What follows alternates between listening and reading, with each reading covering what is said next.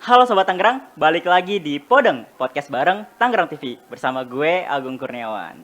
Kali ini gue bakal ngobrol-ngobrol sama inisiator Kampung Baca, namanya Dr. Abdurrahman Taufik. Penasaran kan? Langsung aja ya gue sambungin. Halo Pak. Oh ya, selamat sore. Iya sore Pak. Gimana kabarnya Pak? Ya, alhamdulillah baik, baik Pak Agung. Alhamdulillah. Ya, Pokoknya selalu jaga kesehatan ya Pak ya. ya sama-sama Pak Agung. Ya karena kan misalnya zaman sekarang tuh kesehatan tuh sebuah hal yang bisa dibilang mahal gitu ya Pak. Ya, betul. Iya, kita selalu tetap menjaga protokol kesehatan lah. Itu. Ya, Oke, kan saya mau nanya-nanya nih Pak, kan Pak Abdurrahman ini kan salah satu inisiator dari Kampung Baca gitu kan. ya, Nah, itu tuh terinspirasi dari mana sih misalnya bisa kebentuknya namanya Kampung Baca itu? ya, ya. Sebetulnya Kampung Baca ini lahir sejak tahun 2014 ya. Oke. 2014 setelah kami kembali studi dari luar, kemudian melihat kondisi masyarakat sekitar yang dulu tidak seperti sekarang ya, dengan tingkat ekonomi yang memprihatinkan, kemudian juga indeks pembangunan manusia yang rendah. Akhirnya saya berinisiatif untuk memberikan kontribusi apa terhadap masyarakat yang saya dapat berikan. Akhirnya kami berdiskusi dengan istri dan teman-teman. Ada beberapa teman yang sedang juga bekerja di PT Angkasa Pura ya, di bandara, karena berbatasan langsung dengan bandara. Akhirnya kami menginisiasi sebuah gerakan waktu itu. Gerakan yang kita bangun sebetulnya namanya Satu Keluarga Satu Sarjana ya, SKSS, yang kemarin juga sudah ada launching secara official dengan Pak Wakil Wali Kota. Hanya waktu itu kita perlu platform kegiatan yang perlu kita bangun. Akhirnya saya terinspirasi untuk muncul ide membuat perpustakaan di tengah-tengah kampung, namanya perpustakaan masyarakat. Dan waktu itu yang muncul idenya adalah karena kita tinggal di kampung ya, di kampung Robokor, maka saya terinisiasi dengan nama Kampung Baca. Bacanya itu punya makna bangun cita-cita sih. Itu sih. Jadi lahir dari keprihatinan terhadap kondisi sekitar, Pak. Benar-benar. Jadi ternyata Kampung Baca tuh ada kepanjangan ya. Jadi baca itu ternyata bukan sekedar baca doang ya, tapi ada kepanjangannya.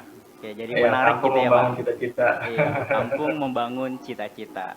Oke, saya penasaran juga nih Pak sama kegiatan-kegiatan yang ada di Kampung Baca gitu kan. Kegiatan itu apa aja sih Pak yang ada di Kampung Baca? Ya, Kampung Baca ini dulu awalnya hanya perpustakaan dan pusat belajar. Namun pada tahun 2019, pada saat di launching kampung tematik oleh pemerintah Kota Tangerang, akhirnya kita bermetamorfosa menjadi kampung tematik ya. Jadi program kampung tematik Kota Tangerang itu sebetulnya lebih dulu Kampung Baca. Iya. Sekarang kan namanya banyak kampung-kampung ya, macam-macam lah, kampung Kisah, kampung Anggur, kampung Gendeng Pulau, macam-macam. Jadi Kampung Baca sudah lahir sejak 2014, jauh sebelum kampung tematik ada. Jadi akhirnya kami sekarang fokus kegiatan dengan 3 fokus, yaitu pendidikan dan pelatihan, kemudian lingkungan dan kesehatan, serta pemberdayaan ekonomi.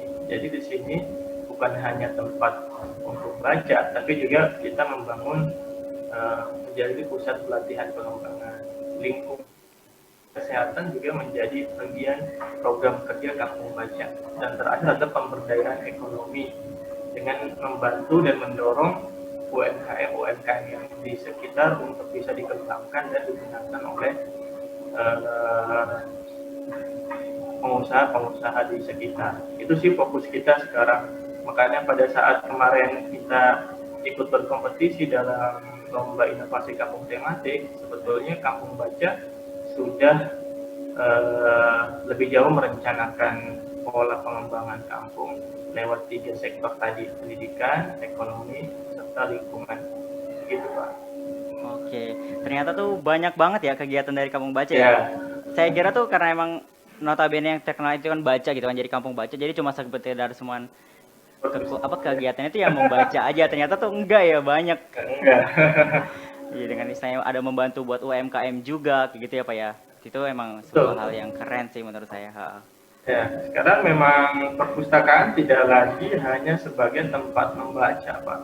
Betul. Perpustakaan masyarakat mestinya sudah berubah dan bergeser menjadi inklusi sosial. Itu yang kenapa kemarin perpustakaan kita di tingkat kota kemarin yang diadakan oleh Dinas Perpustakaan dan Arsip Daerah ini menjuarai juara pertama di kota, dan seprovinsi Banten kita juara 2 perpustakaan masyarakat, karena kita sudah menggunakan model pendekatan perpustakaan dengan pendekatan social inclusion dan community development begitu Pak. Pak.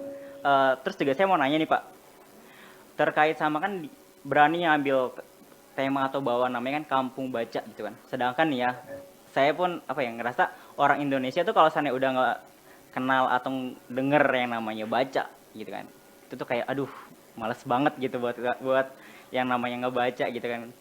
Nah apalagi Ya. saya juga sempat kayak baca sebuah riset apa ya, Indonesia tuh salah satu negara yang minat bacanya tuh kurang gitu, bener-bener Oh jauh ya, betul. gitu kan, atau bisa bilang tertinggal. Malah kalau bisa dibilang itu tuh jauh banget gitu kan. Nah itu cara Bapak gitu untuk mendorong gitu kan orang-orang tuh biar bisa ikut atau mau gitu ke Kampung Baca itu gimana Pak? Kayak apa aja sih yang Bapak lakuin gitu buat kayak sana orang tuh banyak yang mau datang kayak gitu. Iya, pendekatan kita ya betul sih, Kampung Baca dulu dengan yang sekarang tentu berbeda ya. Bagaimana Kampung Baca di awal itu ya penuh perjuangan ya, karena ada yang bertanya kenapa kampung ada perpustakaan dan kenapa di Iya. tengah-tengah perpustakaan dan tengah-tengah kampung ya. Lalu saya bilang bahwa perpustakaan itu is part of the key ya, bagian daripada kunci untuk opening the world ya, bagaimana membuka dunia. Karena saya lahir dari sini juga gitu kan. Makanya 2014 itu saya kembali dari sekolah di Jerman, kemudian balik ke sini. Itu bagaimana membangun fondasi karakter. Akhirnya mereka sedikit demi sedikit tahun pertama, kemudian masuk tahun kedua, mulai memahami apa yang saya lakukan. Yang awalnya ini orang aneh banget sih gitu kan, bikin yang aneh-aneh di kampung gitu. Ya, saya cuma butuh waktu aja membuktikan kepada masyarakat bahwa apa yang saya bangun itu memang tidak tidak perlu dijawab, tetapi perlu dibuktikan gitu kan. Jadi saya tidak banyak menjawab pada saat itu, tapi saya melihat mengatakan bahwa let's see nanti ke depan ini akan modelnya akan seperti apa gitu kan. Dan sekarang terbukti program Kampung Baca ternyata jauh di apa namanya yang mereka lihat ya. Mereka pikir cuma tempat perpustakaan, ya udah zaman sekarang kan orang jarang ada yang baca. Tapi akhirnya makin ke sini masyarakat makin sadar bahwa mesti ada platform peningkatan motivasi belajar, motivasi pendidikan tinggi, motivasi platform untuk bisa saling berbagi, gitu kan. Itu yang terjadi di kita. Jadi kalau ditanya berapa banyak orang yang datang ke sini untuk membaca, jawaban saya tidak lebih banyak dari orang yang berkonsultasi gitu kan tentang pendidikan anak-anaknya. Terus sekarang lebih banyak yang konsultasi gitu. Ya saya pikir ya begitulah yang terjadi. Saya tidak menolak itu. Jangan konsultasi ke sini. Ini bukan tempat konsultasi, tapi itu yang terjadi berubah di tengah-tengah masyarakat.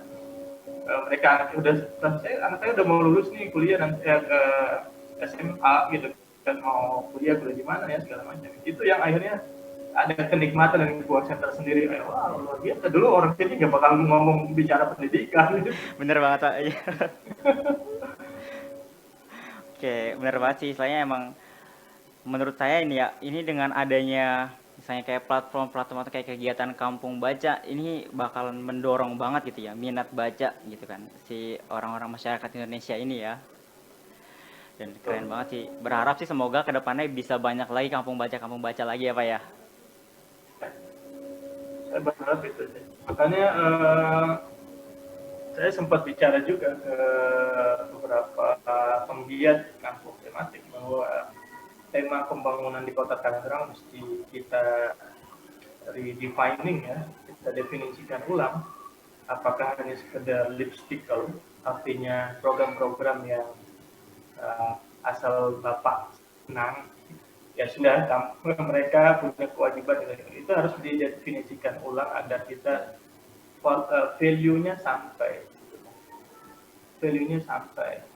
bahwa ini kita sedang berbicara tentang masa depan, kita sedang berbicara tentang bagaimana anak cucu kita ke depan, gitu kan.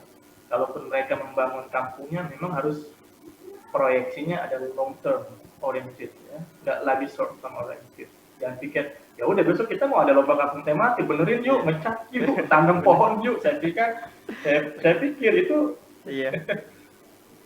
it's not good ya, buat kita nggak bisa kayak gitu. Kita harus long term. Jangan asal besok ada Pak Wali Kota nih mau datang, ayo dong rapid gitu kan lucu gitu kan, sewa ini sewa itu, besok Pak Wali Kotanya pergi, kampung udah berubah lagi seperti biasa. Saya ada pertanyaan, emang Kampung Baca layak ya jadi juara inovasi kampung tematik 2021? Saya bilang yang nilai layak bukan kami gitu kan, tim menilai, tolong ditanyakan gitu kan, karena sejak awal kami bukan untuk lomba gitu kan, kami yang sudah hadir jauh sebelum perlombaan ini ada gitu aja sebetulnya. Banyak yang nanya, saya kampung di mana ya, kampung Baca saya kok nggak kenal ya gitu kan, segala macam gitu kan, kok bisa menang ya gitu kan, kok kampung saya juga tahu yang menilai ya tim juri dari Bapak. Itu aja sih sebetulnya, tapi benar. Dan itu saya sebuah hal yang emang patut dicontoh sih, ya kan. Saya itu nggak saya rata-rata sih gitu, kampung tuh kalau seandainya lebih mikirin itu perawatannya aja, tapi nggak ngeliat kegiatan atau kemanfaatannya. Bener banget nggak Pak? Betul Nah, ya. itu. Oke, sebenarnya pengen banyak banget nih ngobrol-ngobrol sama Bapak. Cuman saya mau nanya juga nih, harapan Bapak nih dari kedepannya gitu terhadap Kampung Baca ini, harapannya kedepannya mau apa Pak?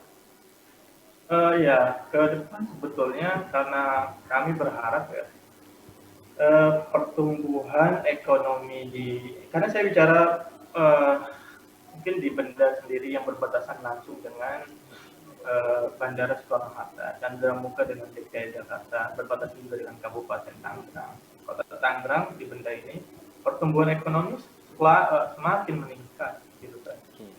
Dibangun hotel-hotel, jalan tol juga dibangun itu di lintasan wilayah kami gitu kan. Apa yang terjadi? Pertumbuhan ekonomi tak sebanding dengan pertumbuhan pemberdayaan manusianya, kualitas manusianya. Akhirnya terjadi gap di tengah-tengah. Ekonominya naik, infrastruktur dibangun, tapi sumber daya manusianya, kualitas SDM-nya tidak diperhatikan. Ada gap di tengah-tengahnya.